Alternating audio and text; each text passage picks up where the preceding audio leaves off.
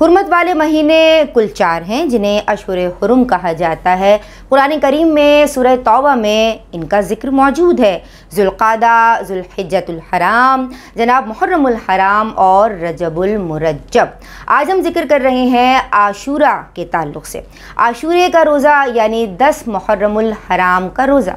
सही मुस्लिम की रिवायत है कि हुज़ूर जाने आलम सल्लल्लाहु अलैहि वसल्लम ने इरशाद फरमाया। हज़रत अबू क़तादा रज़ियल्लाहु अन्हु रिवायत करते हैं कि आपने फरमाया कि मुझे अल्लाह पे गुमान है, मुझे अल्लाह से उम्मीद है कि आशूरे का रोज़ा 1 साल कबल के गुनाहों को मिटा देता है।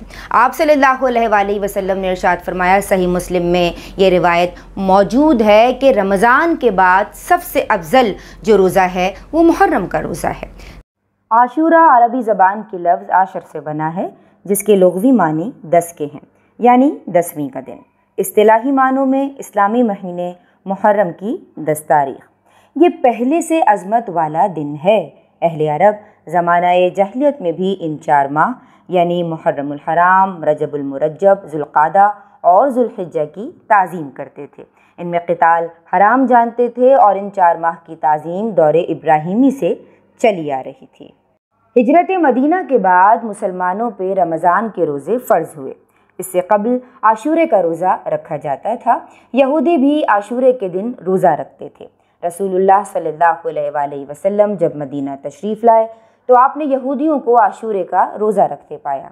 आपने पूछा तो कहने लगे कि ये अज़मत वाला दिन है। इसी दिन अल्लाह ने हज़रत मूसा अलैहिस्सलाम को और बनी इसराइल को फ़िरौन से नजात दी थी। हम उस दिन की अज़मत की वजह से रोज़ा रखते हैं। हुज़ूर जाने आलम सल्लल्लाहु अलैहि वसल्लम ने फरमाया कि हम तुमसे ज़्यादा हज़रत मूसा अलैहिस्सलाम के करीब हैं और आपने आशूरे के रोज़े का हुक्म फरमाया।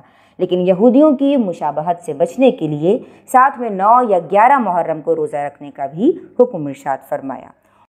और इसी आशूरे के रोज़ यानी 10 मुहर्रम 61 हिजरी में इमाम अली मकाम हज़रत हुसैन रज़ियल्लाहु अन्हु को नहायत बेदर्दी से शहीद किया गया।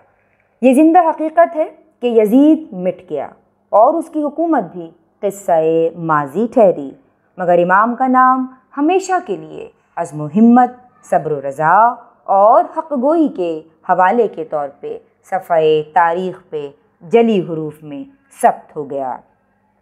इस दिन की हुर्मत के पेश नज़र हमें इसमें नेक आमाल का ख़ास एहतमाम करना चाहिए।